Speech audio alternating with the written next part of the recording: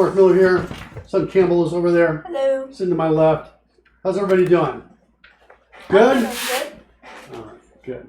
I think we're doing okay. How was your morning this morning? Pretty uneventful? Yeah, I would say so. Uneventful so far? So we talked a little bit about what we're going to do today. I don't know. That's kind of a little bit where we are. All right, let's get in. Let's get into it. We'll get some code up here. I'll get Campbell's machine up. Well, I said I'd get Campbell's machine up. Dang, dang, dang, dang. Let's see if I can figure out why NDI is not working over there. Yeah, hit that button. Click OK. You can change that if you want. Just click OK. Try that, and that might solve it. Yeah. I'm gonna try restarting it. Just. Oh.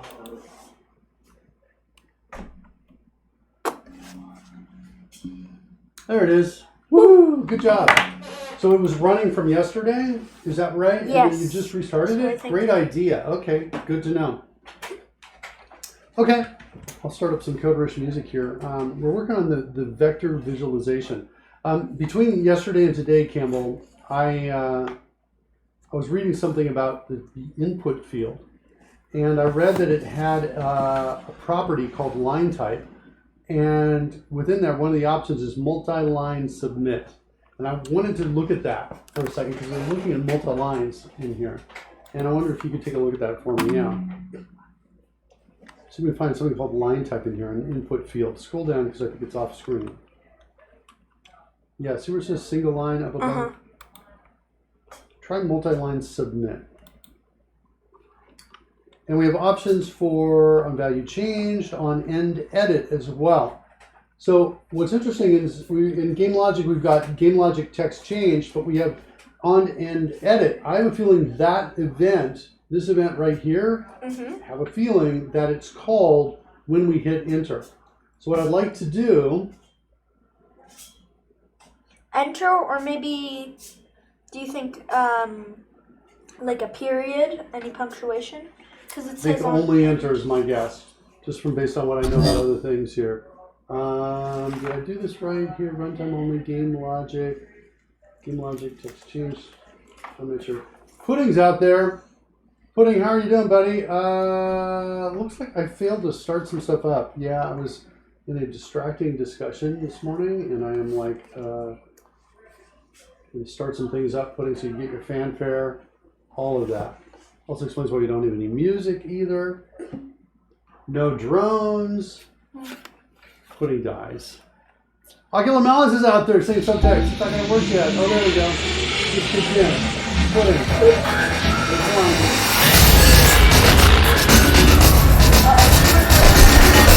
I'll stop the one.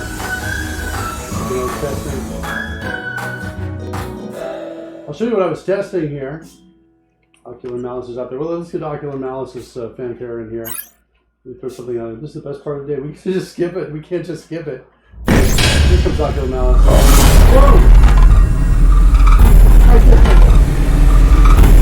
Out over there.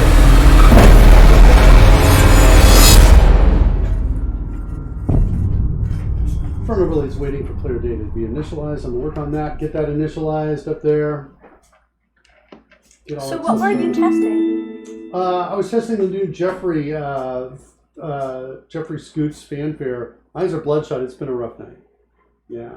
Let's get the drone game up here. I'll show you what I was testing. Here it is right here. It's kind of fun. It's for the Dungeons and Dragons show. Here it comes now.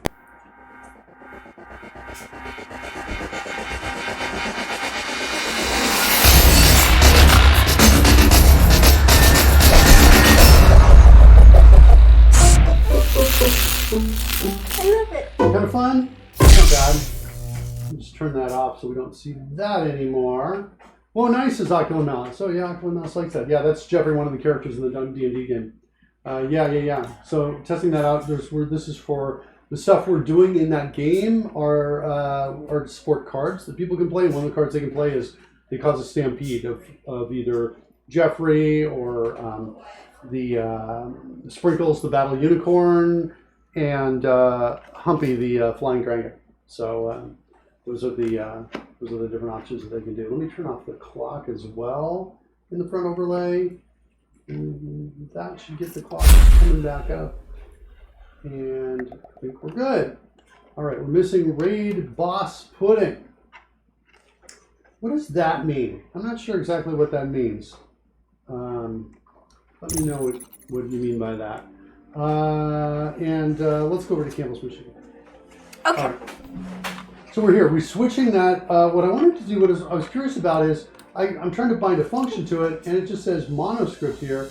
Whereas before here, we had a whole bunch of options. Game object. So I'm not understanding why, if I've got both of these selected here, I don't have an option here. Like you'll notice, there's a unique public method in the thing you have attached. But why wouldn't I see, like, already these other options that are here for this part on end edit? Do I have to create a new one? That seems kind of strange to me. Text change should be the public method. Campbell attached a script. Yeah. This has been attached for a while. We need to attach the game object. Oh! This was me. I did this. I see why, because we got a game object called. Okay, thank you so much. That was brilliant bit of deductive work. In fact, it's interesting. I don't even see the difference between these two. It's only when you drop here, right? They look identical to me. It's not game logic, the script. We need game logic. Wait, but they both have the script icon. The object, I think. Oh, it's because it's accessing the script on game logic. Game logic. Well, this is the only. Wait. Oh, I got to go to scene. Widen the inspect, and you'll see it. Okay, cool. Let's go widen it before we do anything, because I want to see. I want to see it. There it is. See it? The difference? Oh, That's awesome. Okay, so we go here, click on scene, find our game object. Yeah, that wasn't Campbell. That was yours truly messing that up. Sweet. Okay, cool. So now we can go create something new in it, like text change. So let's go over here. You'll find there's text change right there. Let's grab that and create something new like it, and we're going to call it text submitted. And I just want to do like a debug log out here that just basically says, hey, text submitted, like that. And just see when that occurs. And then let's run it and see what happens with the console. Thanks, Ocular Malice. That was awesome. Nothing happens. Wait, tell me what's going on. What did you do? What's the thing you typed? I played and nothing happened. Right, because we have to press enter. I'm suspecting that when you type something in, we get that. But when we hit enter... Nothing. It's the same thing that happened before. Remember where we just lose the cursor? Right, but now I think if we give enough room, it'll work. And I think that, like, for example, go to the console. Nothing came out in the console, huh? Nope. Can you click on it? Because it was maximized. Were we able to see anything? Nothing. Yeah, if we have it maximized, we still see it the shows line at the something bottom. down here. Okay. Check out the chat room. You didn't select the function. We did something wrong, I think. Uh-oh. That's not good. Let's go check. Oh, you're right. We absolutely didn't select the function. Yeah. Okay. I feel like I'm a little bit out of it this morning, apparently, based on that. We didn't do this, Campbell. Oh. That. There. Yeah. Okay, so let's see game logic, and then we want to say text submitted. Well, thanks, Mouse. Let's save that. All right, run it now, Campbell. Run it now. See if we get anything when you hit enter in there. Yeah. Text submitted. Oh, yes. When you hit enter. Cool. Can we give more space for this so we can see a couple lines? Can you change that? Drop the font size down, increase the size of the container so we can see like 3 lines maybe, something like that.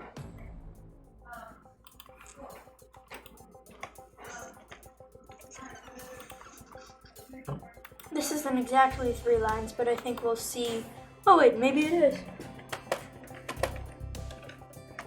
Nope, same thing happens.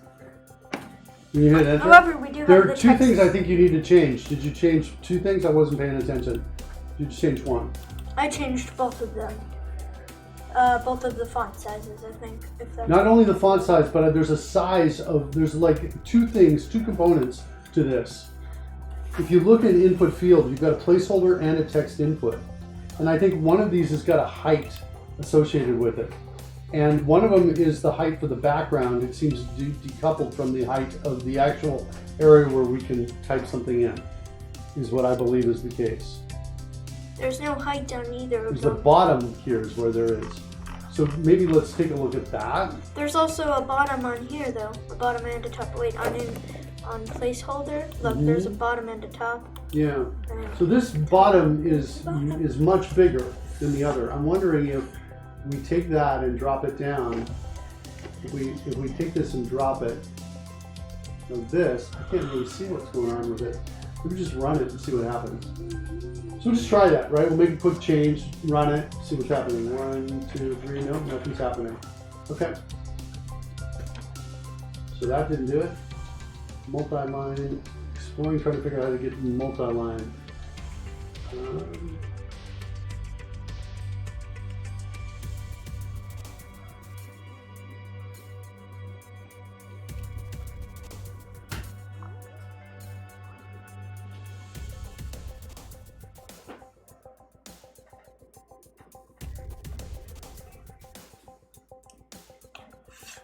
Horizontal, vertical overflow. Options to truncate and overflow. It's truncating, is what I believe it's doing. which isn't what we want, right? Well, we want to give it enough room. I don't know what best fit is going to do here. Mid-size, max size. I don't know what that is. Let's see if that made any change or impact. Let's try it out. Oh, interesting. One. Yeah. So best fit, change the font size to fit this. But there's nothing that says, okay, how many lines I want to be able to show in here. Okay. Maybe turn off that. I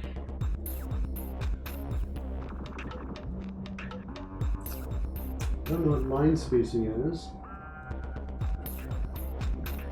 Alright, back over to placeholder, see if there's anything in placeholder. Place a content size fitter component onto the game object. Alright, let's look at that. Create, what's in the UI? Right? I'm not seeing it in the UI. No, it's a component you have to add to. Oh, is it a component? the game Oh, object. I see. Okay. Alright. You said onto the game object with the text component on it. So, I'm not sure if you mean here in Canvas, or if you mean here input field, or if you mean a completely different game object that we drop a text piece onto it. Text component. Who's got the text component? Text input and placeholder both have the text component. There's Yeah. one there. Oh, you're right. It's on both of it. So, okay. All right. So let's try it. Content size fitter. Let's try it. Add it. I guess we'll try it to both of these. Add component. You want to type in content size for me here? Yep. There it is. And then it says set the vertical fit parameter to preferred size.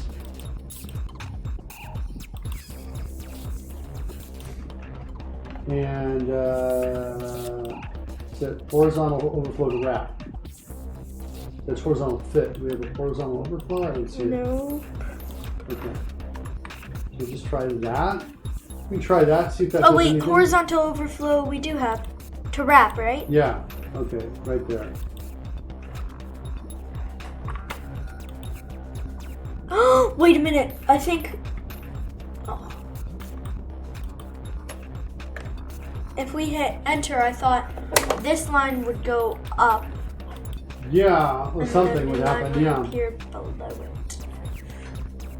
Yeah, granted, this is kind of an unusual thing in Unity, but I'm trying to create something similar to like a console window here. Not sure why you have two text objects though. What was an input field? It's so that we can type something in. When we created a new input field, it gave us these two pieces here and here. It did? Yeah. Yeah, watch. If I come in here and say right click, new UI, input field. It does, it does. Inside here it gives me a placeholder in text. And Okay. that has text, and they both have a text component on them. So that's kind of what's going on. We have them because we got them here. Yeah, I guess we can just go with one line. I guess, we tried multi-line on here. Unless you got any suggestions, Ocular Malice. Wait. Would you say Campbell? Can I try something? Yeah, you sure can. We didn't try putting a fitter on both of them, though. We tried just one and then the other. That can work.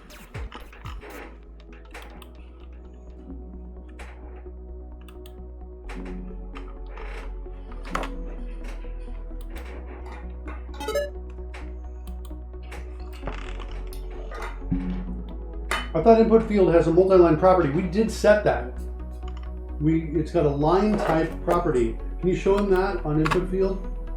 I think it was right on screen. All right. Yeah, I'm okay going with one line. We can change our UI. We can adapt it. Could stop it in a second, but let's look at it.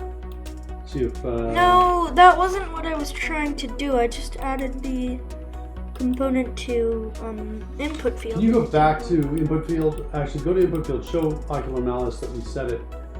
We set the line type property to multi-line submit. Right there. Wait, do you think it's multi-line new line? No, I don't think it is. Multi-line, well, yeah, we could try it. Try multi-line new line. It's, maybe that's what it is. Yeah, something happened. You hit undo a couple times. Oops. Hit undo. Undo a couple times. Try running it now. Yeah, undo past this. And run it, see if it works. If it's still got the problem, undo. Okay.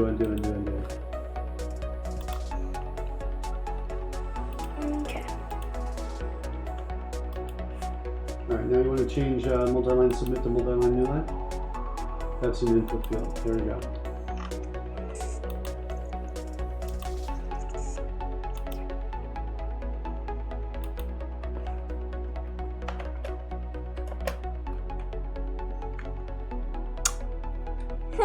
When you press enter, it just erased everything?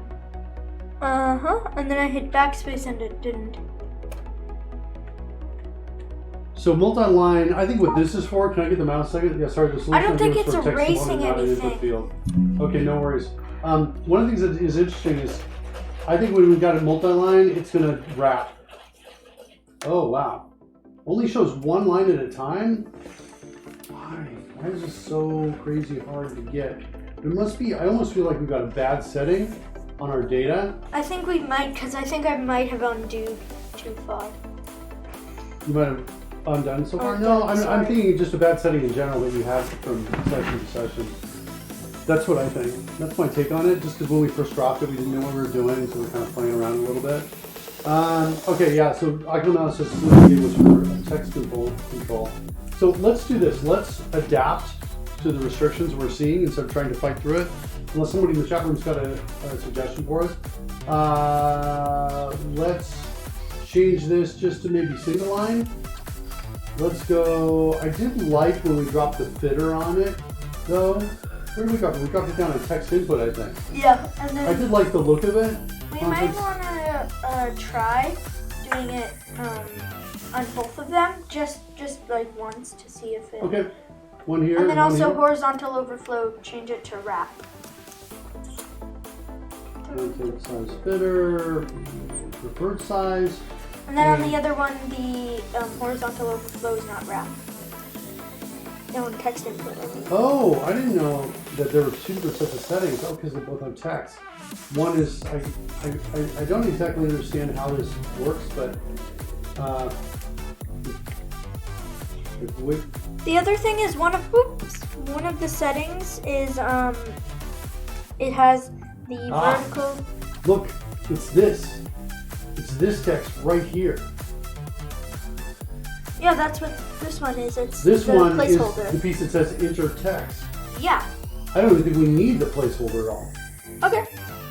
Is what I'm. So we really only want to focus on this one right here. That's my take on it. It doesn't matter what our settings are for the placeholder. Whoa, we got the placeholder back? I turned him off? Oh no, is it because we're running or no? Yeah, I guess I didn't turn it off. Alright, placeholder off. Run. It's back! I think we'd have to remove the component. You're just Oh, it turning turned it on. itself back on again. I don't know.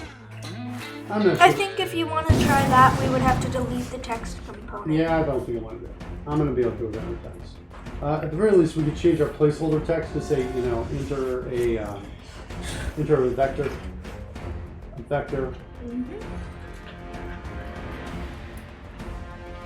Syntax, enter a new vector syntax, and then we'll say, e.g., for example, a equals 1, 2, 3, 2, 4, 5, 6. And then put spaces between. All each right, number. thanks. Yeah. 1, 2, 3, 4, 5, 6. Okay. And Wait, I think you want the parenthesis before the dot dot dot. you think I want what? Okay, that works. You good? Okay. All right, so let's save that. We'll just work in this space. We're not going to work with the. I'm not going to worry about this anymore. I was thinking that would be useful if we went forward, but I guess I'll keep it the event here just in case we figure our way through this in the future. Let's maybe increase the font size a bit. So we've at least are using the space, or we decrease this. Can you do one of those two things, Campbell? Yeah. Either decrease the size of that or increase the font size. Do something so we probably increasing font size is easier, faster.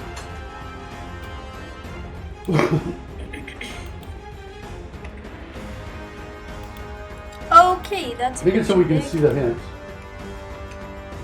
No. 36. Perfect. Okay. Good. 36 for that. Sweet. Okay, now at least I'm now starting to understand what placeholder and text input are. I had always imagined placeholder was the rectangle where you would type in the text. That's what I thought for a little bit too, but then I realized that's input field. Placeholder is the enter text here, and then text input is what you actually write in the input field. Yeah. I'm still open to the possibility that that something up in this upper right corner is messed up in the way we've done this, that we could make work for multi-lines, that we've just got it so tight that one of the pieces is just so tight. I guess that would have to be on text input, right? Text input, and it's hard to see where there's no, when I have this selected, some values are driven by content size filter. That's lovely, I love that right there. You see that? Huh? What? Wait, sorry. This little message is telling me that some values are driven by content size filter. My guess is it's this H delta. Outcome analysis says, let me fire up Unity to figure out what you're trying to do. I think you guys have made so many changes it's messed up now. Yeah, I'm also willing to drop in a brand new input field on here. But basically, in fact, let's try that. Let's just, you okay with me to do that, Campbell? Yeah, sure. So we drop in one more input field. So there's my input field. Let's make it multi-line. So I got to go to its property here. Line type, multi-line. Submit, I think. Okay. We just do that alone. No other changes. And I come in and I say, this and that. So it looks like it's kind of behaving properly, but I'm not able to see multiple lines. So now let's figure out how to see multiple lines. Input field. Ooh, input field's got a height. We never changed that. Let's go crank this up to like 200. Okay. Is it that easy? We've been totally messing with the wrong fields. Okay, that's cool. If I hit enter. If I hit enter, I think the multi-line submit it just accepts it. So let's change the input type, the line type. I don't think you're going to need to fire up to multi-line new line, run it. Okay, enter. Look at that. Okay, yeah, I think we just, our fields have gotten messed up, and we never really went to input field and said, oh, let's make it taller. Does that make sense, Camel? So let's delete that. Let's go see if we can do that at all.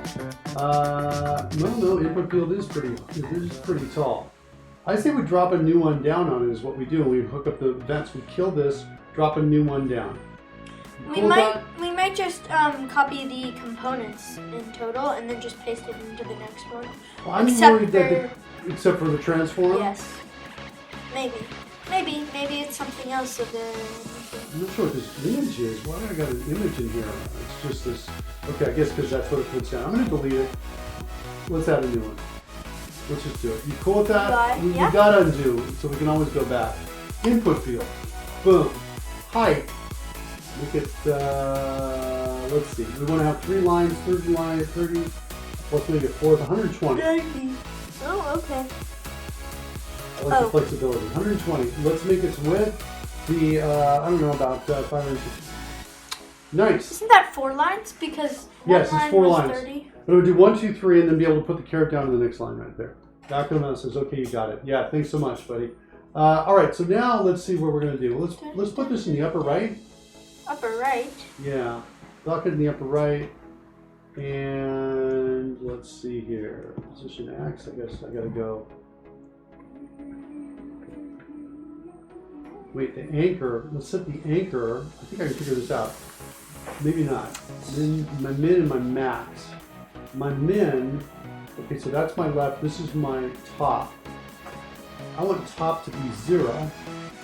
And then I want top here to be 0. And I think if I anchor it that way, no. I'm thinking that if I said upper, because I'm saying upper right. Top right, I want it that one. But if I do top right, my anchor is in the bottom left is what it looks like. Alright, I'm just gonna, I mean, it's hard for me to do. I just realized we just can't drag very much because of the mouse without borders. Actually, I'm gonna undo because we had this at the right height and it changed. Let's undo until we get back to it. There we go. Now we're gonna adjust this. Oh, I see what's going on. Wait. It's keeping the bottom where it is. So we need to change the position Y, but we don't have. Yeah, we kind of need to do this. It's a little crazy. We Just need to move the top and then move the bottom. Move the top and then move the bottom. Move the X and then we change the width. Well, no, the width is there. It's interesting that we got a width but not a height, but I wonder if that's because of my anchoring position on here. Kind of interesting. All right, let's move the bottom. That's weird. Oops.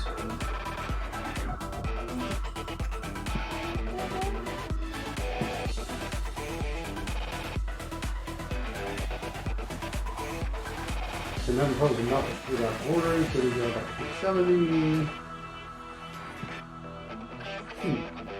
Kind of interesting. The distance between these is like 700 pixels, but that does not at all look like 700 pixels to me. Between the top and bottom. Oh wait, this is my offset from the anchor position in the bottom, I think, is what this is. That's what I think that is. All right, so now we've got this here. Before I mess this up, Campbell, I want to go in.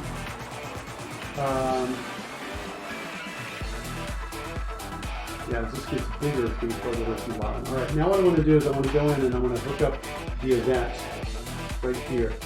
Remember this? Can you do that part? We have to drag our game object in and find the text change method and hook it up. So you can drag in, at this point you can drag in our game logic, but it's not the script. Yeah. It's on the right side, over on the right. Oh, I found it and then it. That's weird. That guy. And then the function is inside game logic and it's text change. You might change it to text submitted. Wait, okay. Try changing it to text submitted. And now let's just run it. And I want to see what happens when I press enter. If text submitted comes in or not.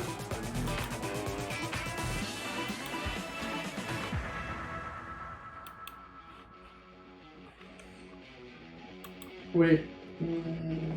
Yeah, not text submitted. Uh-oh. Sorry, the one on top. Okay, we'll move it up. But it looks normal, and then we place it here. I think Yeah. it's because the size of the screen is changing. We'll fix that in a second. We can maybe change the anchor point for it as well. Okay, this one can't be text submitted. This one's going to be text changed right now. Okay, let's play with the anchoring again one more time. I did one upper right, like that. And now let's try running it. Is it enough to just say upper right? Sweet. All right, so now let's see, 1, 2, 3. Oh, there we go.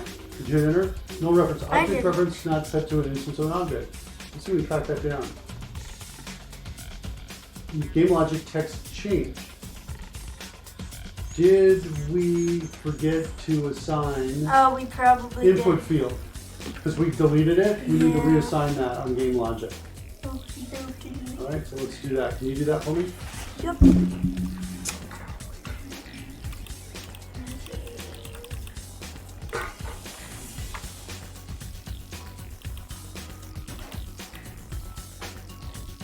Okay. This is that best practice that Ocular Malice was telling us about, where in his constructor, he checks to see if everything's assigned, and if it's not, he throws an exception. All right, what you got? When you hit enter, do we see the other message? Nope. Text submitted. Oh, yeah, we do. When you We hit see enter, text submitted, but it doesn't go down. it doesn't go down. So it only will go down if we type something that takes, it's only for the purpose of wrapping apparently. No, it's not even wrapping. Well, we turned off wrapping on it. So enter doesn't get us to the next line. Oh, it's so frustrating. Did we mess it up with the movement? Line type. Someone got changed. That's weird. You see that? I don't think it got changed. I think we just forgot to assign it to. Oh, okay, cool. Well, that's good. Let's do multi-line submit. Is that what we think? Or multi-line new line? Let's try that one. Okay. 1, 2, 3. Now it looks like it's working. Woohoo! 4, 5, 6. It doesn't say text submitted though. Submitted. Oh, because we're on multi-line new line, not multi-line submit line, Yes. right? Or submit. Multi-line submit is the one that we're not on. So let's try multi-line submit. Yeah, I kind of want another event, but it looks like I only got 2 on value change or on end edit. End edit is not called, I don't think end edit is called with multi-line new line when I hit enter on it. Oops, hold on, I dragged something, I think over there. Okay. So let's see if it's multi-line submit. Try it. 1, 2, 3, enter. Ooh. And we get the text submitted, but that's it. I wanted to, I hate losing the caret when we hit enter on it too. Because now it looks like we're not here able to enter text anymore. When I hit enter, we lose the caret.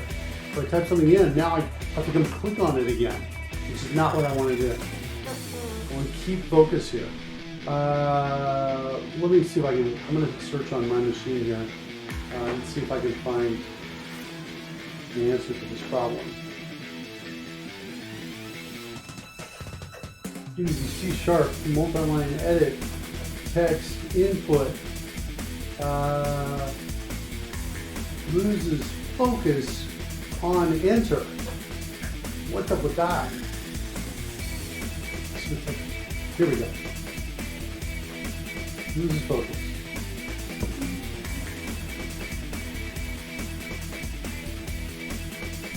It's deactivates the editor. Pressing enter again will reactivate the editor. Set the line type to multi-line. This only causes submit, but just adds the new line character to the string.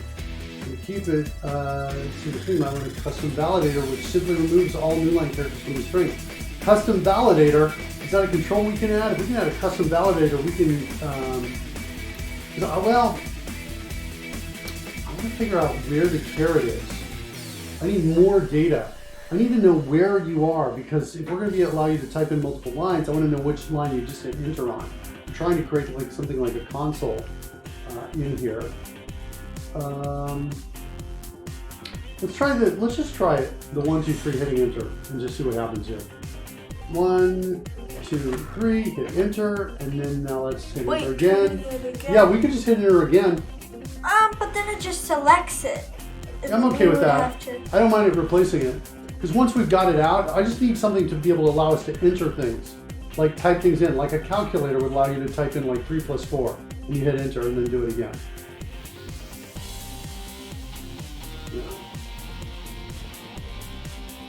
Ooh, this is awesome. Look at that. That looks really interesting. Submit input field.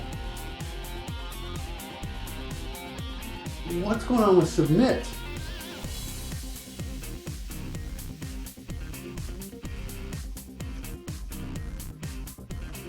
I'm confused. It looks like it's a different signature than here. Here it suggests that it takes a string, right? But what if it didn't? What if that was wrong? And what if it took an input field? Here's our text submitted. What if this, instead of a string, what if that was wrong in essentially what we're seeing? And we call this like I, for example. And then we put in, input field, not input, sorry. You said wait, what are you thinking? How does that change it? Well, instead of sending us a string, what if it's sending us an input field? If it sends us an input field, then maybe we can do something with it here, is what I'm guessing. I'm just playing with this. Let's try this and see what happens. We might have to change, toggle the type from multi-line. Okay, 1, enter. Yeah, nothing is happening here. I'm doing it. So let's change the type to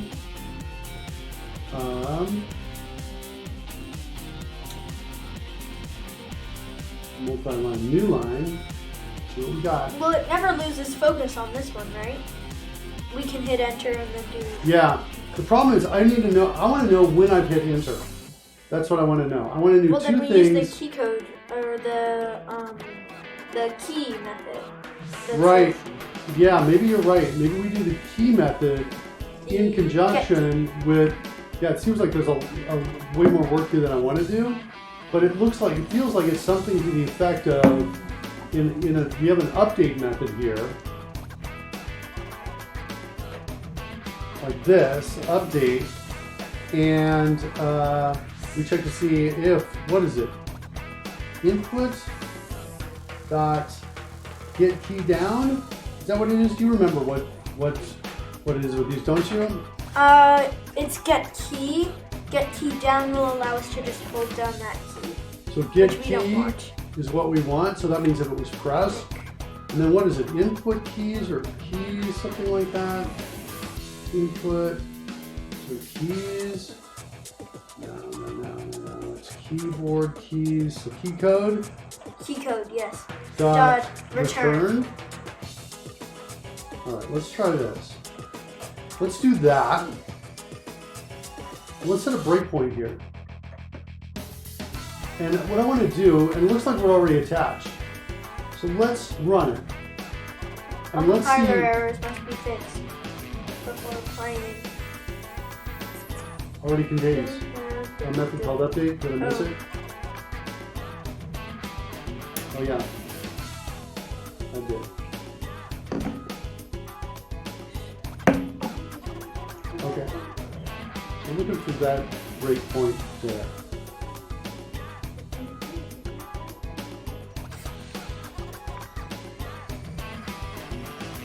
Whoops. that. Let me see. All right, so 1, 2, 3, enter. Breakpoint. Okay. I want to look at this guy right here. So this is the input field. If I hover the mouse over this, Campbell, take a look at what you see. Input field, unityengine.ui.input field. And see this right here? Yeah. That's the one you'll hover over. If you hover over it, it'll tell you all the properties of it, including caret position, caret select position. That's kind of what I need. One of the things I need. It tells you all the properties of it. I need its text, which I bet is down here. There you go, text, sweet. So it said the caret position was at 6.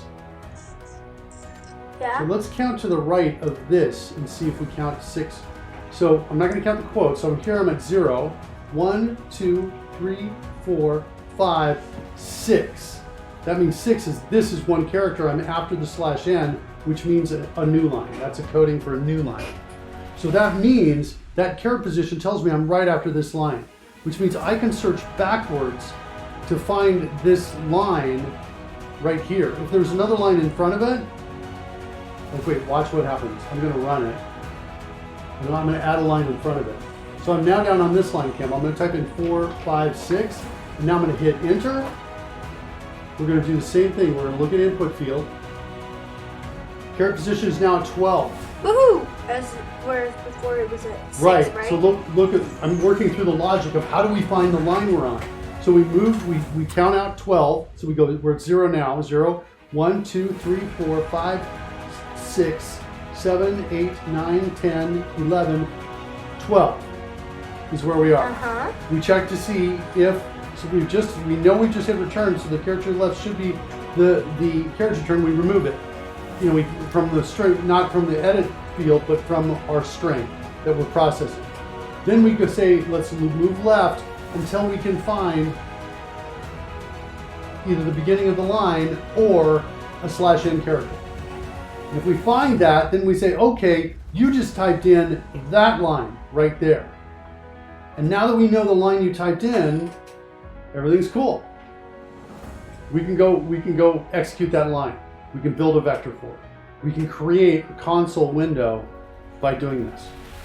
When I say console window, a window that we can kind of move up and down with the caret, hit enter on lines, edit lines, hit enter again, that sort of thing. What are you thinking? What questions do you have right now? No, I don't have any questions.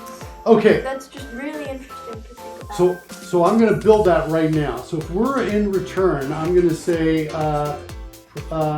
there's one other question I had. Well, I want to know if this thing's got focus or not. Right? If we've got focus, I want to, and I'm hoping there's some property on here. Is focused. See that? That's everything I need now, I think. So what the code is going to look like this. Hey, look. If the input field dot is focused right there, then I want to start doing something on it. The thing I want to do is I want to get the input field's text. I need its text. And I need to declare a new string here. So I'm typing VS for new string. And this is going to be, we'll call it current line. Maybe we're going to call it this. We'll do that a different style. We're going to say all text, or we'll just call it text, like that. And we're going to say it's equal to input field text. We need this. Text to caret. That's what we're going to say. And that's going to be equal to that dot substring starting at 0, and the length of the string we want is going to be the input field's caret position. Like that. And if we're going to have to start and stop to get this line of code to work and try it, but I kind of want to do that. I'm going to set a breakpoint here. This is not going to, I think, work because edit and continue doesn't work. Why does it keep coming at this breakpoint? I think because the breakpoint's outside. Let's stop and restart. And then we're going to start it up again. Hold on. I set some things in console, but they went away. Okay. All right. So 1, 2, 3, enter. We're at a breakpoint. Okay, so now if I execute this line of code, look, now we've got the text from the beginning all the way up to the caret. Yeah. Got it? We know we just pressed return. So now what we can do is we can say, hey, you know what?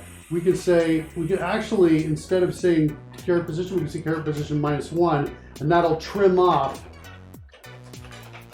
away the last /n. Don't forget, /n means it's an enter key. That's how they escape it. They use escape n for enter key. Okay, does that make sense? Yes. So we take the text to the caret, that's there. But now we need to get to the beginning of the line. And so what I think I'm going to do is I'm going to create a text on line. In other words, the line we just typed in, or maybe I'll call it that. Line we just typed in is equal to the line we just typed. Make that better. That's going to equal to get last line passing in text to caret. So that's just going to go get the last line. We're just going to create a function that does that. Okay, I'm going to hit run and we're going to stop it and we'll write some code changes here. Oh, there were a bunch of things in the concept. When we ended? Okay. No, they're still there. Look. The reference script on this behavior. Can you double click on that and see what we got? Yep.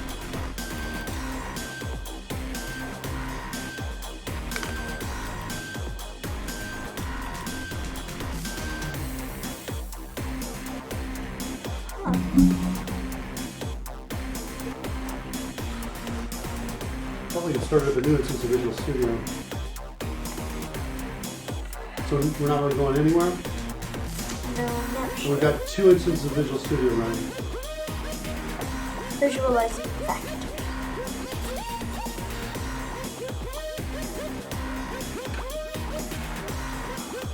Now I'm feeling we need a restart. Oh. My sketch just went down for a second. What'd you say? My sketch just went down for a second, but then it came back on. Okay. I guess I can hit reload. I should have said, yeah, let's stop debugging. I think maybe because we were debugging too, there was maybe a problem. I'm going to close this one down. And I almost feel like I'm a little worried. If we see any more problems, let's restart. Okay. Okay. The machine or just... No, not the machine. Just Okay. all right. So we want to declare this. Let's go ahead and declare that. You want to hit the coder sheet and declare that. Pop that in. There, method. Yeah. Now, one of the things when working with strings, there are some functions on the string itself, and one of them is called index of, which tells you what number position the thing you're looking for is at. Huh? Oh, well, let's talk about strings for a second. That's a great question. I love it. Huh? Switch back over to my machine. Oh, okay. Let's talk about strings. Hold on, let's get KidzCode. Now I have, there it is right there. Okay. Let's talk about strings. So this is our slide where we put all the kinds of things that we're learning in KidzCode, right? Let's talk about strings. It's a bunch of text. It's a sequence of text, right? You got that. Characters. Maybe it's a better way of putting that. You agree? Uh-huh. Okay. Each character, because it's in a sequence, has a position. Okay, you got that? In other words, if I say, if I do something like this, let's see.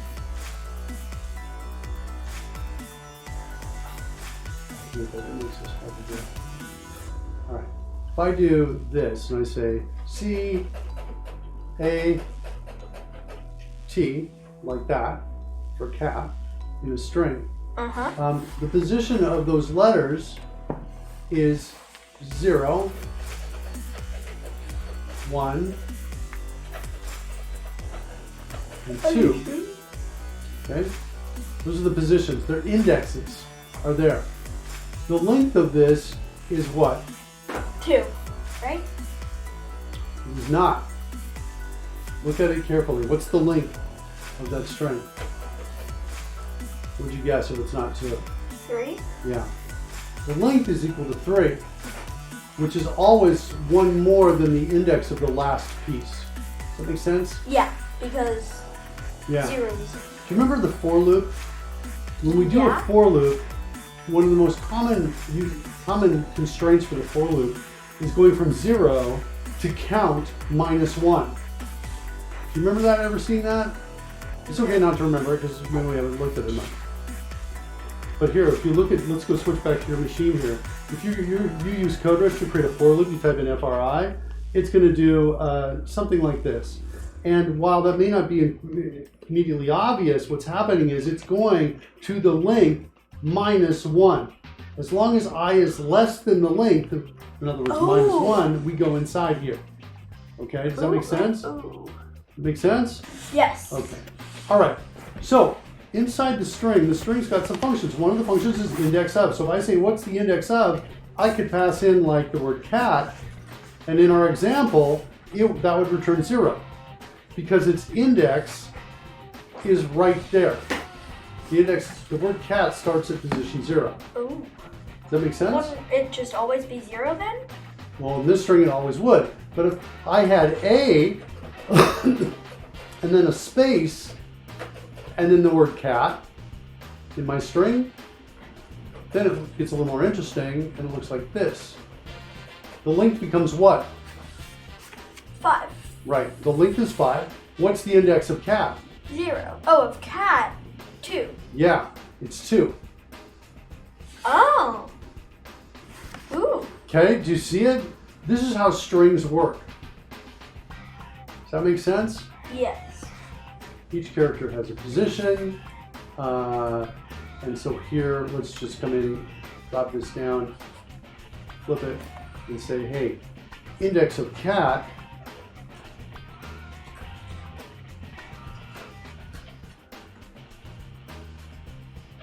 equals, what is it again? Index of cat is equal to 2. That's right, it's equal to 2. That's correct. And let's just make that nice and big here. So that's index of cat, and that's for our string a cat, right? We're putting down, for example, for the string a cat, ... Okay? And the length is 5. The indexes look like that. The indices look like that. 0, 1, 2, 3, 4. Does that make sense? Yes. Okay. When I call, back over here, when I call, so what I want to look for is I want to look for the index of, and I'm just looking for a special character here. And the character I'm looking for is \n. One single character. And what I don't want the first one, I want the last one. Why do you put singular quotes? Because there's only... That's another great question. Oh, Dad, there's a problem. You have to... I'll fix it later. You have to make it a @ string. What is it called? If you put the @ symbol before the string, so that yes. backslash. No, I do want it this way. The problem is simply that we're missing a semicolon at the end of the line, and there's a couple. Other thing. No. There's another problem. It's thinking of \n as escaping that. That's right? exactly what I want. I want to backslash the end. I want to escape it so that it and what happens, what's going on here, oh, I understand what you're thinking. You're thinking it means it's going to be a literal end, but what's really happening is the backslash is in front of certain letters, create certain characters. Like \n means it's a new line. New line. \s is a space, right? That's slightly different. That's in regular expressions. This is not a regular expression. This is just in C#. Huh. /t is a tab, but go ahead. In regular expressions, I also remember \t and \n as new line and tab. Yes, you're right. And then \s wasn't really space, I think. It was white space. You're right, exactly. It was white space. So yeah. Enter, tab, But the space. concept of it using the \/ to escape or any character to escape is something that goes throughout coding. In all kinds of languages, there's often an escape sequence that you do to get the things you want, because there's just not enough characters to get everything. There's no character on the keyboard that puts an enter key character in there without also hitting enter. Do you know what I mean? Yeah. And so, all right. So one other thing that's really important about strings. Let's switch back to my machine here. One of the things that's really important about strings is that strings are delimited with double quotes in C sharp. Let's just say in C sharp. In other languages, they may do other things. Okay, double quotes. That means it's this character right here. In fact, to make it look more like a string, notice what happens. See how the quote's kind of slanted when I type it in? Yeah. That's because PowerPoint is replacing what I type with something it thinks I want. If I were to hit undo immediately, watch what happens. It goes back to the straight up and down ones. Same thing here. If I do this, it gives me the fancy one. If I undo, it gives me the straight up and down. That's the real character that's happening inside of code. A cat has footing. Why not a dog?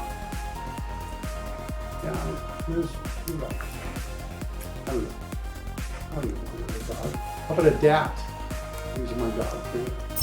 Okay, there you go, buddy. Are you okay with that? Wait, you index like of cat. You forgot to replace the cat in index of. Thank you so much. Kel, do you like dogs? I do. Okay. Also, this should be, we should have used lowercase characters. D-O-G, like that. Okay? All right. So, delimited with double quotes. This is important. A string is double quotes. Let's talk about one more thing. Actually, we can, what is this? Hold on.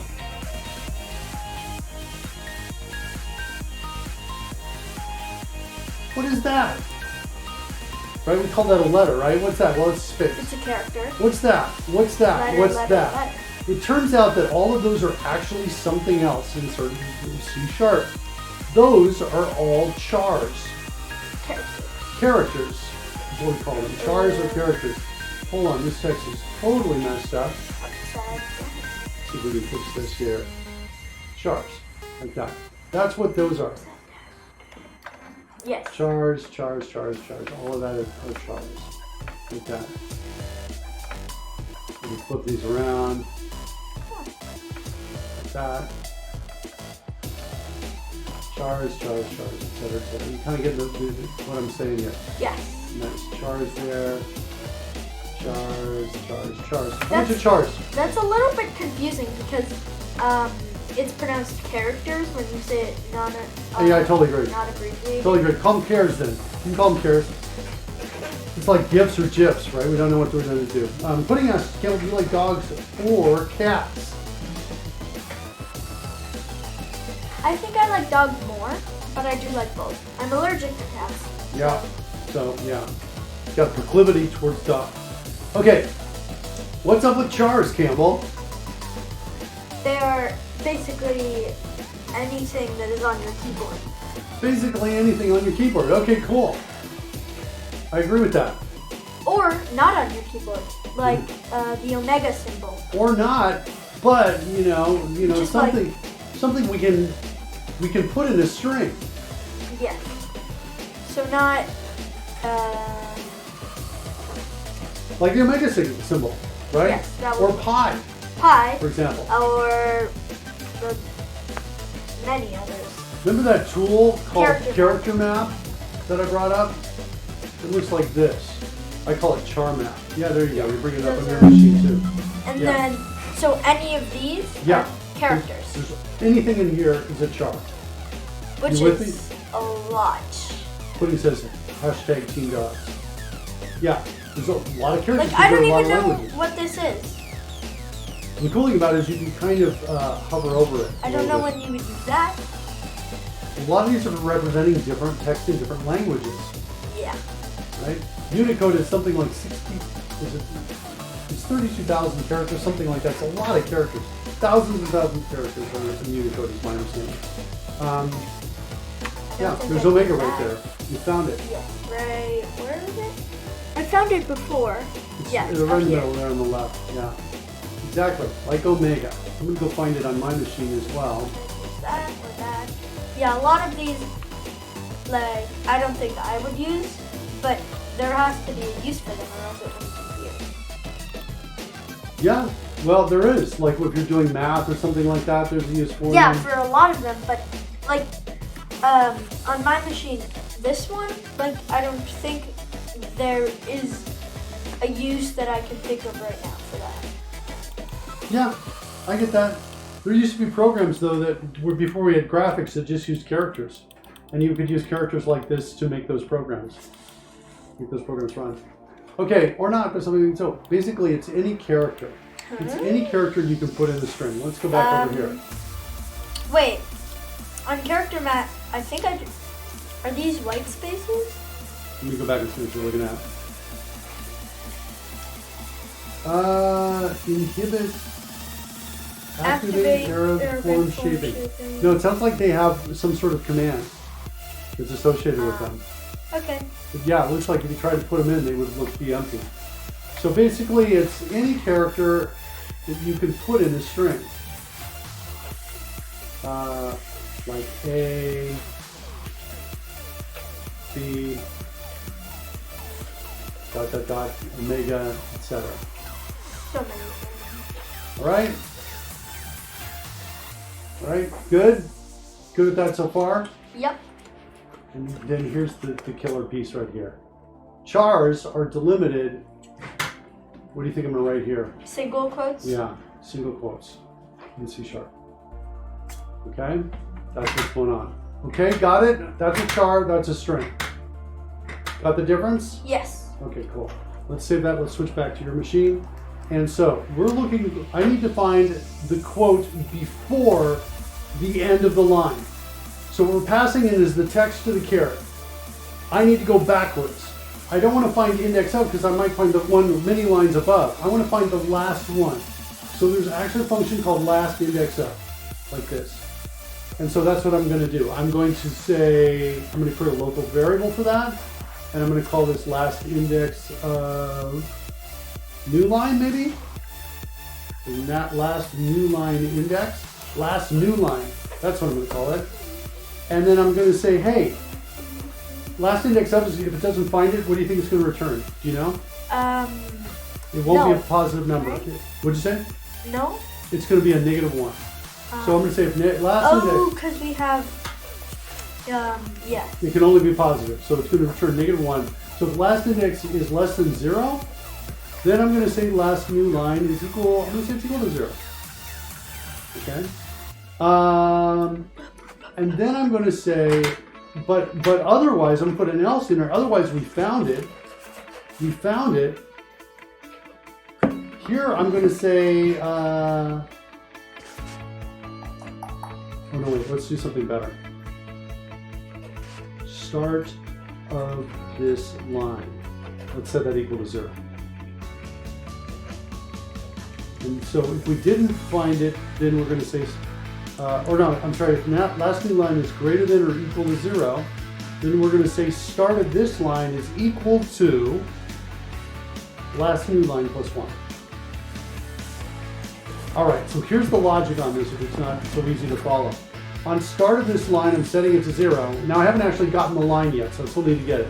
But the last line of code is this. It's going to be saying return text to caret dot substring, and I'm going to pass in the start of this line. Okay, that's my last line. Okay, let's do this. Let's, instead of me explaining it without having an example, let's set a breakpoint here. Ooh, start doesn't say attached to Unity. Let's close this down. Do we have any other instances of Visual Studio? Just the regex explorer. All right, so let's go back to project, double click on game logic. Get in here. Now we've got the attached to Unity. Yeah, once you click on that, we've got our breakpoint here. And I think we're calling it, because yeah, you declared this. It so just says start. Oh shoot, it had, I thought it said. It did say attach at first when it was loading up, then it switched to start. Yeah, looked okay for a second. think we're going to have to restart.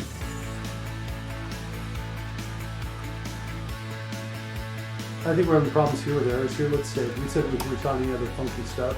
We'd save and restart. Let's see if we can start it back up for me.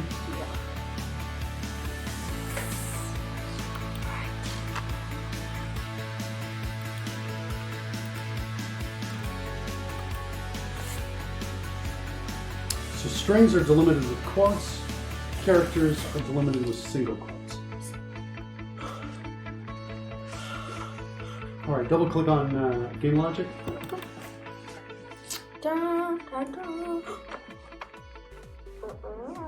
This I don't think says attached to Unity yet. Wait, give it a second before we do anything.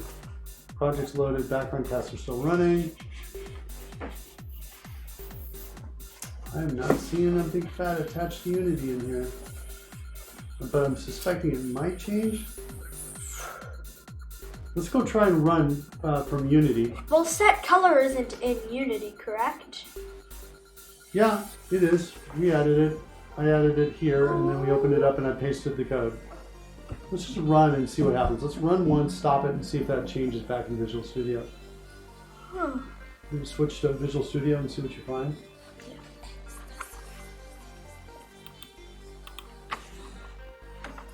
Still no attach. All right, fine. I'll explain it then. So it's going to look like this. We're coming in here. We're going to get something along these lines that might look like this. The string might be /new line, and then 456, 456. Then it might have another /new line like this, and it might have a 7, 8, 9. That's the string that comes in. Okay, with me on that? Yeah. That's what it looks like coming in. Okay, we come down here, we call last index of /n. We're going to do this. It's going to give us, here's 0. That's 1, 2, 3, 4, 5, 6. So that's the last /n. So it's going to come back and say that's equal to 6. With me so far on that? Uh-huh. Okay, cool. Start of this line is equal to 0. Then it's going to say if that last new line is greater than 0, then start of this line is going to be equal to the last new line plus 1. Well, that was here. Plus 1 moves it here. Now we're right here. And then when we call substring, passing 7 into it, it's going to give us this right here. That's what we're going to get back. So get last line, that's how it's working. Substring is something we haven't really talked about. Do you know what substring is? No, but I'm assuming it's... No, I don't know at all. Substring returns a substring of this, based on a starting position and an optional link. So you could say like if I said I want it to be only 3 characters long, then we would get this, the space, and the 8. It would only give us that. See that? If we said we wanted it to be, 1 character long, we get only the 7. See it? Start of this line. If we said, instead of saying start of this line, we said instead 1, and we said comma 5, it would bring back 4, 5, 6. And it gets it because 1, this is the 0 position character, right? Index 0, that's 1. And then 5 long, so 1, 2, 3, 4, 5. That's how it would get it. That's substring. Okay. Got it? Yeah. Just roughly. You don't have a flawless understanding of it. So down here we want to say, okay, we want to go from the start of this line. If I don't specify a second number, it grabs to the end. Okay? I just want to go from the start of this line. That should work. Get last line. And now with this last line, we have line we just typed. And now that we have line we just typed, instead of handling our text change piece here, what I want to do is, let's do this. Let's extract method. We're going to call this execute command line. So we're basically saying the command on the line. So what we're doing, execute command line from here on text change. I don't want to do this anymore from here. I'm going to comment that out, and guess where I'm going to put it?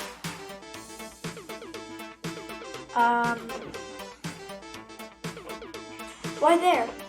You're right. How did you know, Campbell? I said why. Oh, why there? Oh, Right there. I thought you said why there, of course. All right. I'll show you one.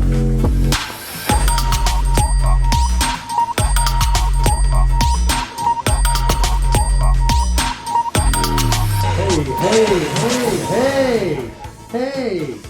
Although I'm noticing the execute command line doesn't like it. What's going on? Doesn't take one an argument. Is that my problem? Ooh, I see. We're going to promote this to parameter is what I want to do. So there's local here. And can I promote that to a parameter now? No, it doesn't look like it. Not yet. I can split initialization from declaration. Can I promote that to a parameter? Finally. Okay, like that. And then we're going to just pass this in here. Right? We would call it from there, if we were going to call it. So execute command line now takes the text. Oops, there's one thing down below. I want to need to change that too. Okay? All right. See if that works.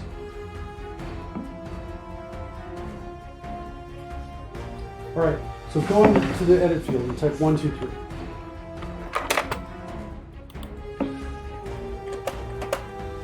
Hit enter. Now type in 4, 5, 6.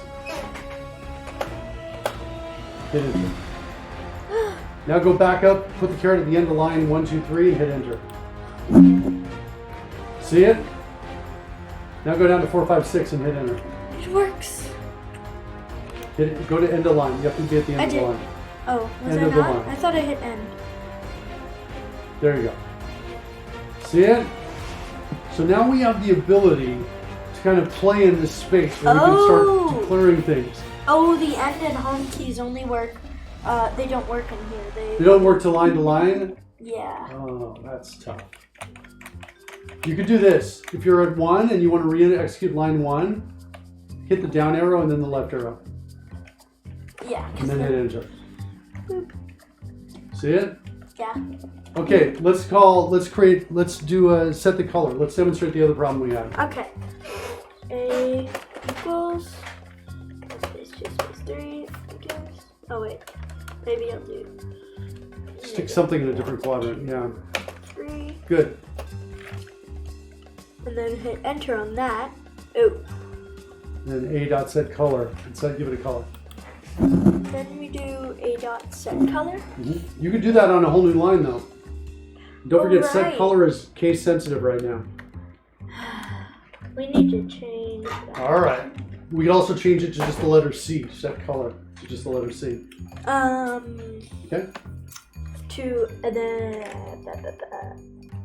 Yeah. Make it in white.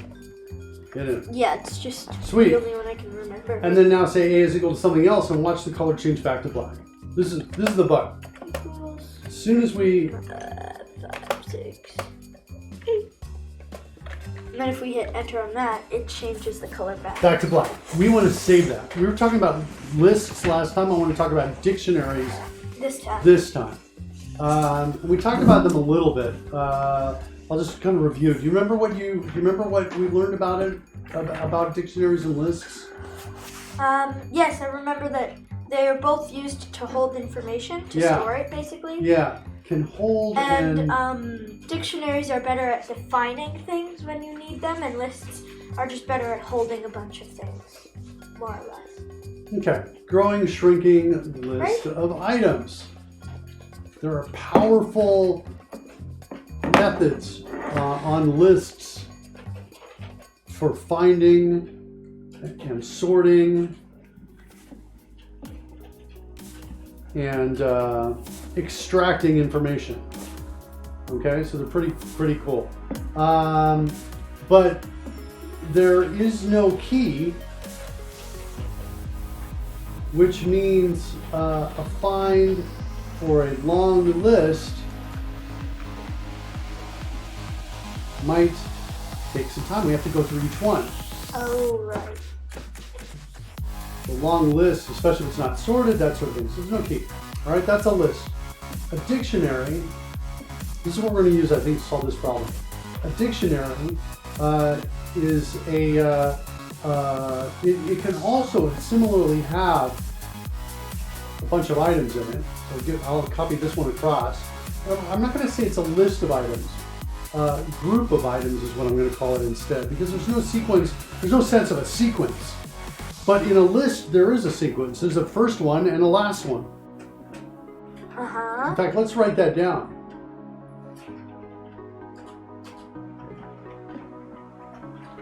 Has a first and last item. That's first and last items.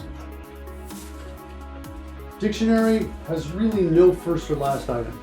Really not. It doesn't matter, you know, not really. Has no first or last. General. What's important is keyed access with a key. Okay, so the key gets me fast. What'd you say? Okay. The key gets me fast access. Like really fast access. I don't have to go through the whole list. I know exactly where it is. Does that make sense? Yeah. If I say, you know, it's just like in a classroom. You've got a whole bunch of friends in the classroom. Everybody's got a different name. If I say somebody's name, like Samantha, she immediately knows I'm talking to her. Right? It's immediate instant access. If instead I had to go through each person and ask, what's your name? No, not Samantha. What's your name? No, not Samantha. What's your name? And finally Samantha says yes. And then I say, okay, Samantha, and then I say the thing I want. It takes much longer. And I have to go through the list, right? The key gets me instant access. It's like having a name, okay? The key can be, wait for this, I think you're gonna love it. It's actually incredibly powerful. The key can be any type, which means any class, right? In other words, if I want to index, if I want the key to be a cookie,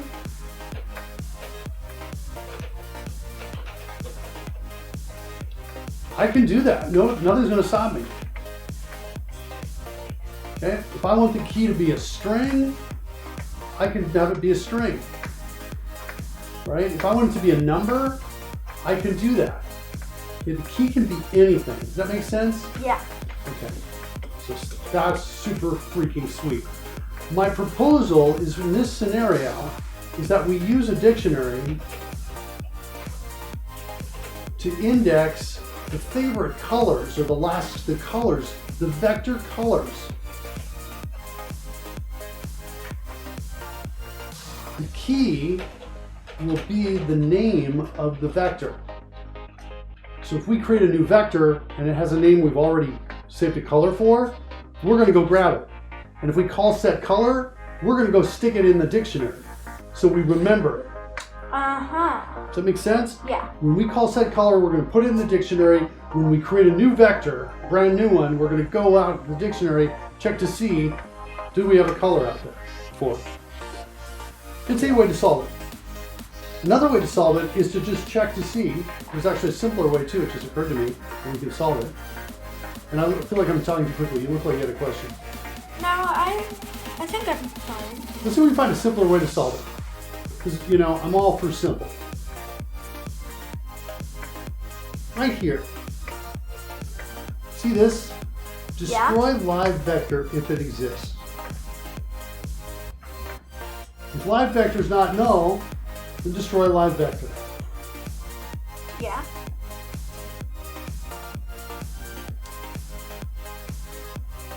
What if we did something like this? Color, next vector color is equal to color dot black. And then we did this.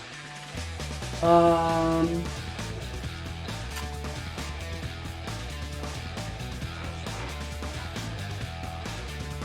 a lot of super vectors. It's not destroy, it's remove named vector. Remove name. Yeah. What if, this is a little weird. Yeah, no, let's not do. Let's do this instead.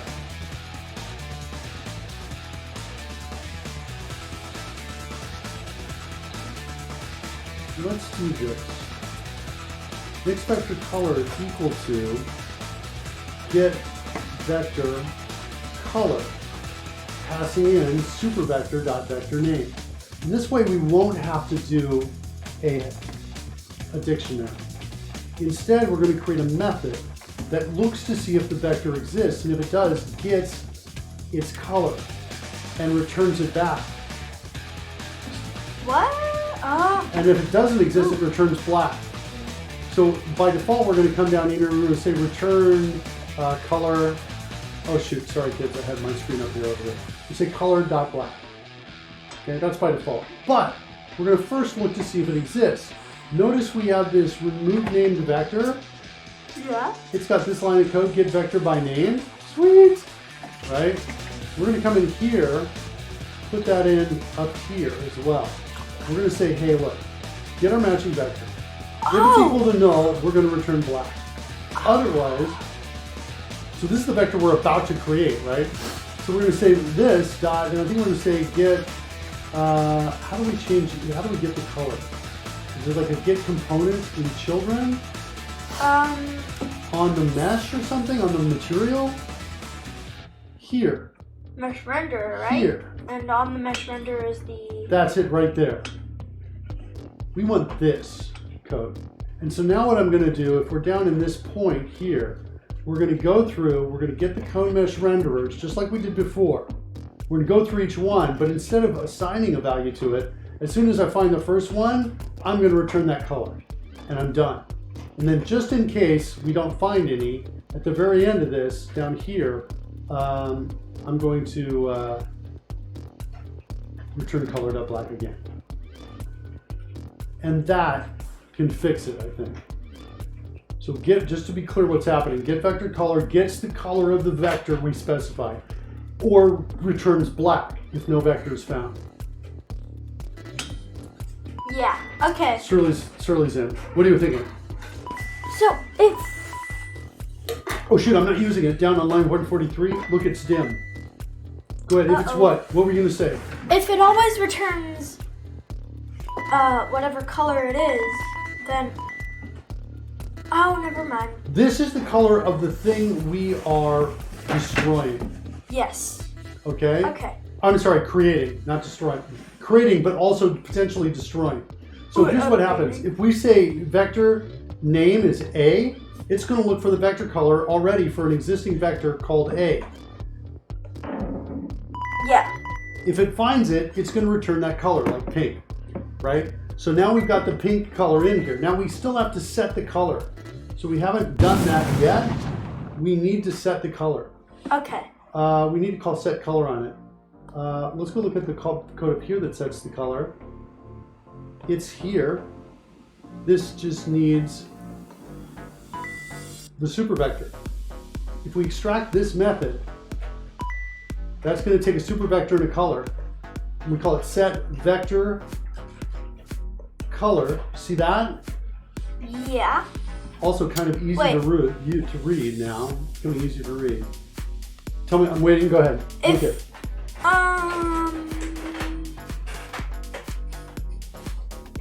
Never mind. I think I got it. I think I understand. So set vector color, you understand this. Is that right? Yeah. You're saying this you think you understand? Set vector color. Yeah. It goes to a super vector. Remember super vector? We added that property called game object. Yeah. That's the actual cone that we create. Okay. Wait. Switch to Unity. It's that right there. It's the cone. Plus its cylinder that's inside of it. Okay. So that's, remember in super vector we added that property yesterday. Oh! Right? Let's jump over to it. F12, that's the property we added right there, game object. If we tab to next reference on that, you can see we set it right here after we create it. We create the game object we call create vector, which is going to create, it uses the instantiate call on the cone. Okay. Right? And Yeah. then it returns it. We call it vector and it returns. Remember the code we changed this yesterday? It used to be called cone. And I said it was poorly named. It looked like you're looking at something else. Sorry. This used Oh to be yes, called and then cone was the entire arrow. Right? Vector. Yes, Yeah. it's the entire arrow. So we're instantiating, Oh, that's we're what returning that it is. from create vector. Create vector has it here, and then look what we do. In our super vector, we put it, we attach it so we can do it. We call add name vector, which just goes to our super vectors list, right? Super vectors list, right there, a list of super vectors, just adds it to the list. That's all it does. Okay? Okay. Okay. All right, so we have to do one more thing. Now that we've created this game object, we've added to a super vector, we need to call in here, we need to call set vector color, passing in two things, a super vector and a color. Let me do one thing here. I'm going to drop a marker here for a second. I want you to think about what parameters you would pass into here. See if you can figure those out. I'm going to jump. The vector and the color? I just want to change the name of this. Yes, see if you can figure out what those are. I'm going to change this to just the word vector. This doesn't have to be a matching one. Okay? All right, what are the two parameters I pass in here? A vector and the color, correct? Yes, Right? but you have to figure out which one. Oh. Which ones, which color, which vector. They're both on screen above your caret right now, somewhere. Super vector, right? Yes. And Type them in, get them going. Good. super vector. Yep. And what's the color? Next vector color. Yes.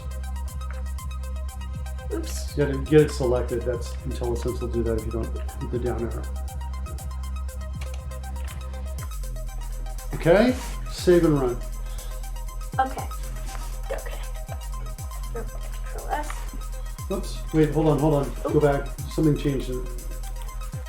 Oh, and then Hit undo.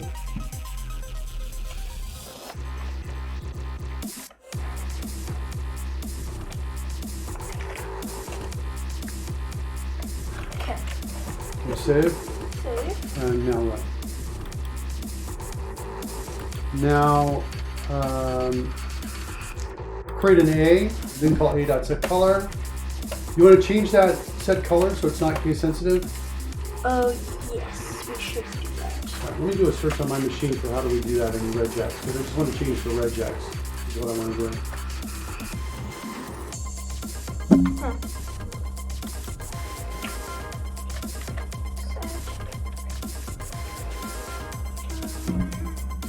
I think there's probably a way to do it, and I think I might remember it. Maybe not.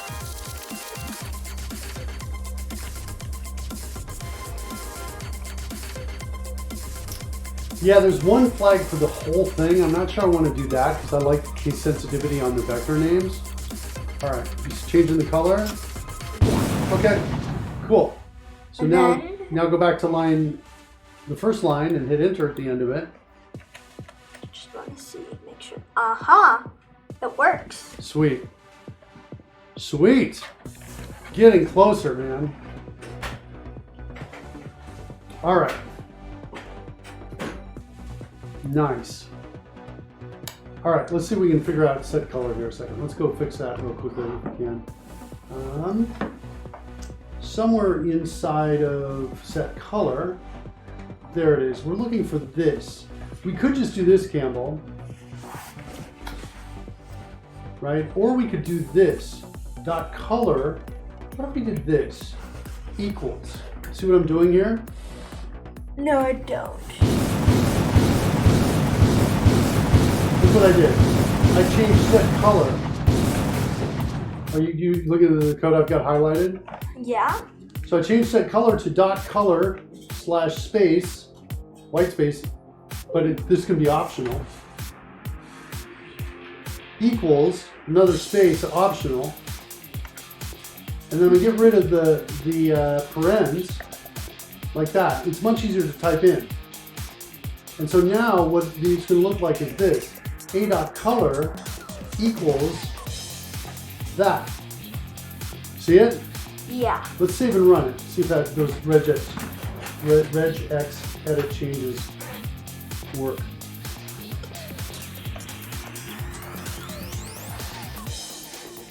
So wait, that was for making set color not sense. Kind of, yeah. I changed it so that it's easier to do instead of having to do the. Guess who's having dumplings today? Wait, the surly bots are here. Yeah, surly bots are here. Give it to me. X equals 1, 2, 3. Enter. Enter. Now, sorry, A dot color. No, dot color.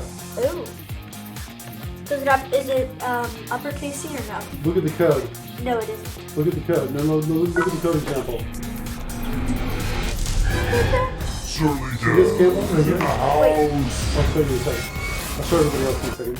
Yeah. And surely does. Yes, I do see it. That's it. That's the example. Okie dokie. And look, wait. Before you go away, look what I did here. This used to be set color. Now it's just dot color. Okay. See it? I'm matching that. I'm an optional space. Equal sign. Optional space. Right? Followed by a hex code. Okay? Alright. Aha. Now give it. Type it in. Close.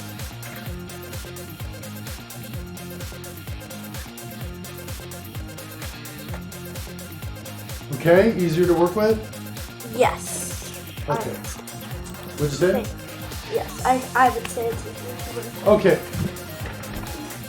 Next. Oh, I have an idea.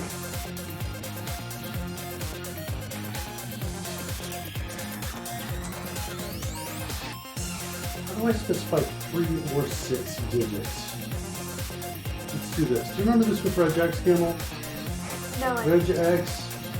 3 or 6. Specify. 3, 2, 6? Or No. no. 3 or. It's the square brackets, right? And then we do digits. 3, 6. 3 comes 6. Yeah, maybe I need to. Well, no. Oh no, but we want 3 or 6 digits. Yeah. Oh. Yeah, this is what I'm working I'm not sure how to do that. Oh, this is just adding extra ones on? Yeah, I guess I could do that. Let's play with this over here, see if we can figure this out. So here, this specifies we need exactly 6 digits. We could say, I'm the trash. of course, Oscar's not here. It's so unfortunate. All right, back over here. So if we specify we need exactly 3 of these digits, here, from here to here,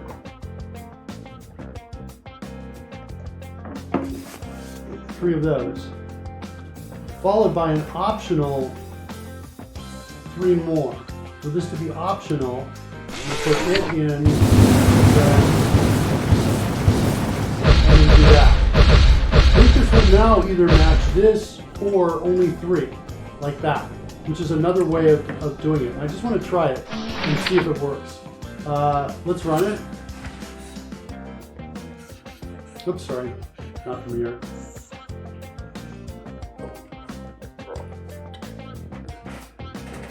And now what I want to do is say A equals 1, 2, 3.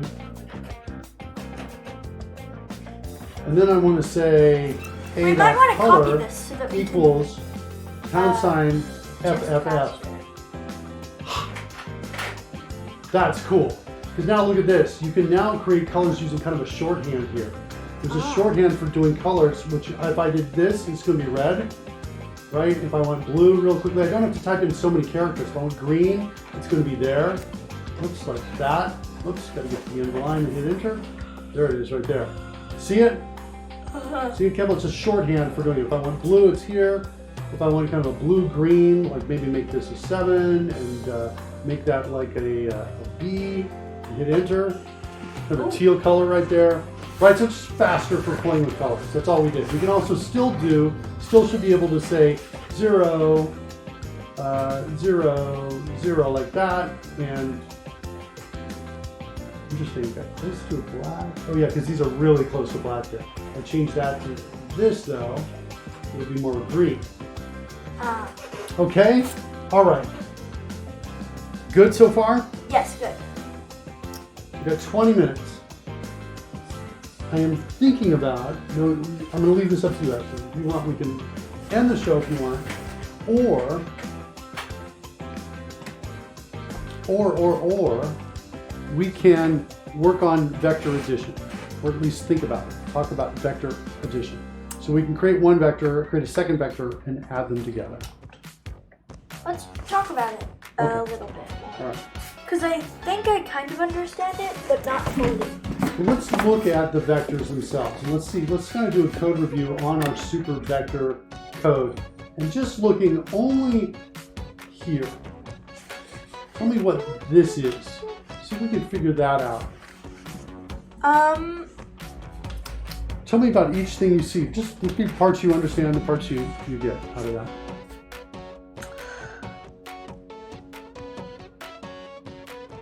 Of just this part? Yeah, we're doing a code review, but only of lines 6 through 12. Well, it's creating a bunch of doubles and one string. And it is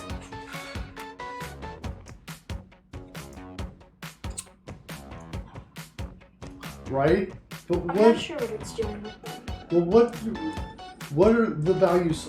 What do we think the values are holding?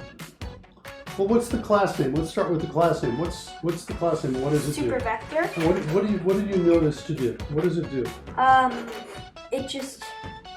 It has the regex pattern for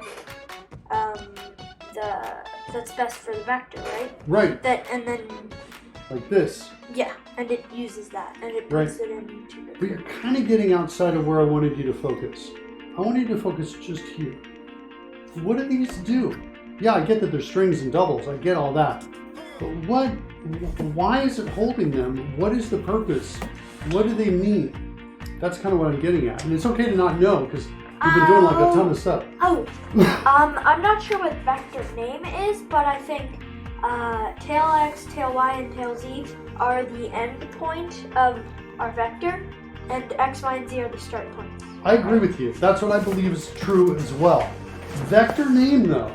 So let's tab to next reference on vector name. Where's its use? Oh, wait, vector name allows us to declare the name of our vector. So Yeah. A equals 1, Exactly. 2, 3. We could make it Campbell or something like that. Or, yeah. Right? Even I think we could do numbers, right? Yeah, we could. Okay, cool. That's awesome. So understanding that now, we're basically storing the tail and we're storing the X, Y, and Z. We don't have EUW greater than NA is now following. Thanks for that follow. Glad to be with us. EUW greater than NA says, awesome, keep it up. All right, we're gonna keep it up. We'll keep going. So that's great, but we don't have anywhere in the vector the delta X, delta Y, and delta Z. Fair? Uh-huh. All right.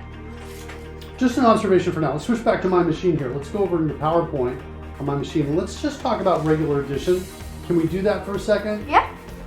Can we please, just for once? I just want to talk about addition. How does it work? For example, let's kind of build I want to build a number line here. Let's see if we can get out my the pen here and see if we work on it. EU is greater than NA. Oh, but that's a league meme. I gotcha. Okay, that's a fun handle. I'm totally getting it now. All right, let's see what we got here. All right, so let's talk about our number line. Whoops. Yeah, my name is a league name. Awesome. All right, so here's our number line, right? Yeah. Somewhere out here on the number line, you just have to trust me when I say this. There's the number 5. Yeah. Okay? Well, if you make it a number line with both arrows on each end, then there is the number 5 on it. Yeah, you want to do get another arrow over here? Yeah. Okay. There. Sure. And then Fine. now there's definitely the number 5. Now that feels good to you, I'm going to put 0 right there. Is that cool? Yeah, that works. I'm going to do that. Somewhere out here on the number line, there's a 6. Yep. And I want to ask you, what happens when I do 5 plus 6? We get to 11. Okay, but how did we do that? Yeah, we're going to talk about vector addition. That's what we're going to go for. We're going to look at vector addition, see how it works, and then we're going to implement it. That's what we're going to do. But to do it first, we need to figure out how do we get from 5 plus 6 to 11. I added 1 to 6 5 times. Okay, brilliant. I added 1 to 6 5 times. Well, what we're talking about here is essentially a magnitude, right? The magnitude from there to there is 5. It's got a start of 0, or a tail rather, right? A tail point of 0 and a point of 5. It's like a vector in some ways. This one goes from 0 to 6. But it only has a magnitude, not Right. a direction. 'Cause it's Yeah. only a I could also, by the way, say 6 plus 5, and I could just say, well, let's just take the magnitude, But that's okay. right, and add it, and I get out here to 11, and I'm like, I made it to 11, right? I'm just adding 5 to it, right? I can do that, or I can do this, take my 5 and add a magnitude 6 to it. You with me on that? And get to 11. You see that? I can take 5 and add 6, or 6 and add 5. You agree? Yeah. So what are we doing? We're taking, what is this? This is the delta. I'm going to give it that symbol right there. Right? We're taking the delta and adding it to the endpoint. Right? The delta of this vector from 0 to 6 and adding it to the 5. That's how addition is working. Right? Because I could have a number line. Let's get to a new page here. Okay, get rid of all of this. It's really dope. Now you know it's not me pudding. Oh, you're talking pudding. Yeah. So let's come out here again, right? I'm out here in space. I'm so far away you don't even see the other arrow end. Okay, I'm really out in space. It's outside your visual field. No, but you would still draw the other arrow. Fine. I'm just playing with it. All right. So now I've got a delta 5 out here. Like from here to here. Do you agree with that? Yeah. That's like a delta 5. More or less. I don't know where it is in space though. I'll tell you this, one thing, that's not 0. No. Not 0. Right? And I've got something else out here. I've got an X right out there. So let me get it right underneath that. And I want to know what X plus 5 is. Right? How do I do it? You add the delta to the end. Yeah, I take the magnitude, right? All I do is I'm always doing the same thing when I'm doing addition. I'm taking the magnitude, adding to it, and now I know that the answer is right there. See it? Uh-huh. So in order to do addition, I need to know the size. Does that make sense? Yeah. That's what we do when we do addition. We need to know its magnitude. Okay, with that said, switching back over here, the trick question is which one of these properties represents the size of the x, size of the y, and the size of the z. X, Y, and Z. They're the delta Y, the delta Z, and the delta Y. They don't. Those actually represent the end point. I thought that was the tail. The point it's pointing to. Yeah, we got to use the word the tail. Here, let's look at this a second. Look, if I said here, this is. Look at this. This is you're gonna be a little bit like, wait, Mark, or wait, Dad, this isn't quite right, working, feeling right. But if I came up here and I said, okay, which one of these represents the magnitude, and you said it's the 5 down here on the number line, I'm kind of saying it's Wait. not that. We're sorry. on the wrong screen. Wrong screen. Sorry about that. Thanks, buddy. So take a look at this. If I said, okay, what's the magnitude of this vector from here to here? And you said, well, it's this 5 on the number line. I'm kind of saying it's not. It's not the number right underneath the end. It's the size from here to here is what it is. In other words, this is the right answer. That the delta was the X, Y, and Z. I thought X, Y, and Z were the delta X, delta Y. You know why you thought that? Why? Because these always start at 0. Oh. But I've moved it. Okay? And now the end point of this is like, P or Q or something like that. I don't care. But I know its size is always 5. I don't care where its beginning and end is. If I need to add it to X, I don't care where it is. That's the point of addition, right? I don't care where it is here. Does that make sense? I only take its size. Okay? So what we're talking about here is when we're talking about a vector in space, what we're doing over here is we're storing just the begin point and the end point. right? Tail is the begin point of it, okay?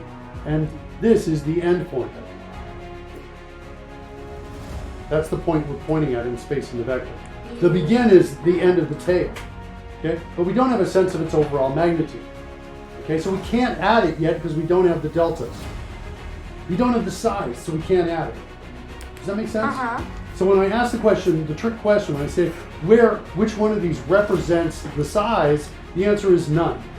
Because what's really happening, the equivalent of tail x and tail and x, look at this. Come back over to my machine here. Right? This is tail x right here. Right? Yeah. And that's x right there. And the question is, which one of those represents 5? None. Neither of them. Right? It's a trick question. It's x minus tail x, right? Yes. And that's 5. Yes, yes, yes, and yes. And so all of that basically says, look, if we're going to do addition, we need to get the magnitude or the size. And I'm thinking we have a property, we create, like, for example, a property, so we're going to say public double, like delta x, for example, and I'm going to give it a getter, and I'm going to use a shorthand here to just return a calculated value, and I'm going to say return x minus what? X minus tail x, right? Yeah. And I'm going to do that, and that's just going to be what it's going to do. And I think I need a semicolon there. Is that what I need to do? Yeah, looks like I need that. And then I can just hit Shift Enter on that, change this to a Y. And are we going to set these at all or not? They're calculated fields, Campbell, which means we never ever need to set them. They will always, whenever we reference delta x, we're going to get back always this operation. It'll take x and subtract tail x from it. So delta x, delta y, and delta z are now there. Now we have the ability to add a vector. So let's talk about it. What happens when I add a vector? Let's look at two-dimensional space on the number line again. Let's say I've got two different vectors here. Look at this one. We're just looking at one-dimensional space here. Okay, let's actually just get to the next slide. Okay, get rid of that. Get rid of that. Don't care about x anymore. Care about that. Don't need that, don't need that. We take all of that and then move it along the number line a little bit over to here. Okay? I've got this somewhere in the space. I've got another one out here as well. Oh, drone's getting haywire again. What'd you say? Drone's like haywire. Oh yeah, drones are a little nutty there. Let's do this subscript. Do the same, put that subscript over here. So I've got two different vectors out there. You with me on this so far? Yes. This we're gonna, I guess I get both B5 for now.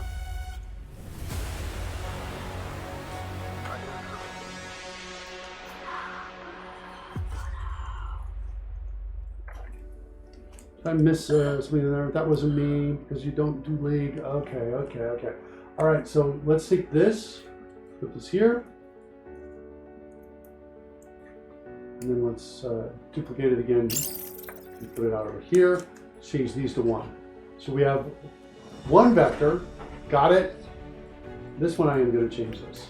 I'm tired of looking at that 5, delta 5 down there. And let's make it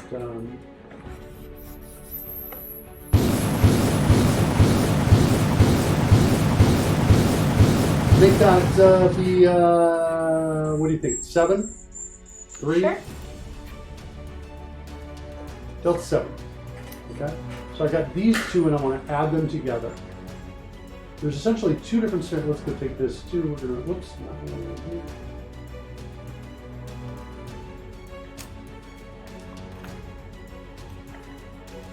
Maybe make it a little bit bigger.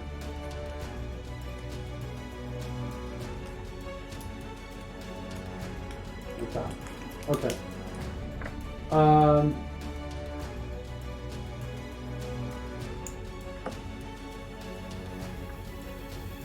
me just group those. And there's two different things that we can do with regards to adding. So I'm going to duplicate this slide. We'll look at two different ways. We can first say, what is this one plus the other one? Right? Well, if we come over here, we're just going to line those up. like that, it's essentially equal to x2 minus tail x1. That's the new vector. See it? Yeah. It goes from tail x1 to x2. So if this was a here, for example, this is a plus b. Right? And it basically now becomes this. It's called C, right there. Do you see that? That's adding them that way. So that's a plus b, right? The b plus a looks like this. Hold on. Switch that out. And b plus a looks like this. And I'm just talking about regular math here, Campbell, right? We're still kind of, but we're saying because it's a vector, it has a start position and an end, right? Like this. And so now with this, we've got going from tail x2, right, all the way to x1. And this one is b, which was associated with the number 2, plus a, which is now c, right? So there's two different ways to add them up. We get two different vectors in two different sets of space. Do you kind of get that? Yes. You do? Do you have any questions on that? Notice the tail is always in the back. And the X is always in the front. Right? That's kind of what's happening. Yeah. So one way to do this, I haven't seen Smoopy in a while. Hope they're okies. You're right, Pudding. I haven't seen Smoopy in a long time too. I totally agree with that. Okay. So in having the magnitudes, what we can do, here's how addition works with vectors.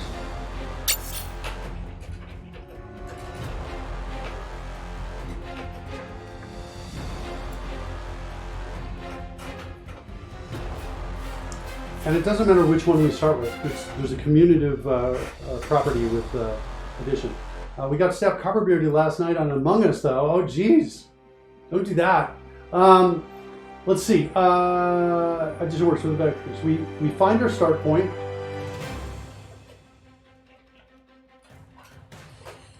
Then we add all start point. And this is of the vector on the left of the plus, for example. Then we add all the deltas to, and actually I should say the start point, that start point is our tail, right? Right, because think about it, the vector starts here. That's its tail, right? This is the x, y, z.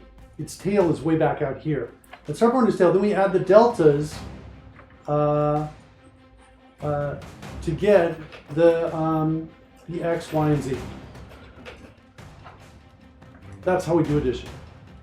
So if I were to write that out, we're out of time, but if we were ever to write that out, that's how we'd start. All right. Okay, so with that, do you have any questions on that? No, I don't. We should probably commit the code. Go ahead.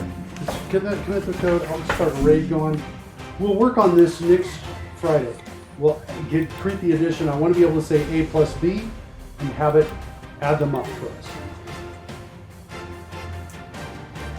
And be ready to also potentially talk about About what? multiplication. Both vectors multiplied by a number, but also vectors Multiplied by another by a vector. Yeah. So what do we do today? You want me to write it down? Sure. Sure? Okay. So what do we do today? You tell me. Well, I remember we fixed the bug that, so that we could save the color. And then, what else did we do? We made it so that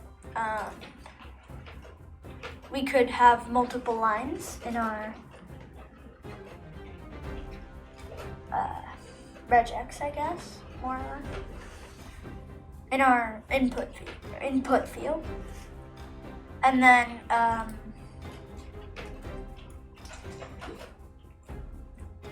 what else?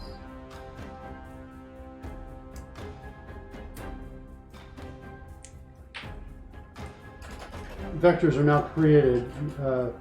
Command line is now evaluated after we press what? After we press. Wait, what do you mean? What is command line? That's what we typed in. Oh!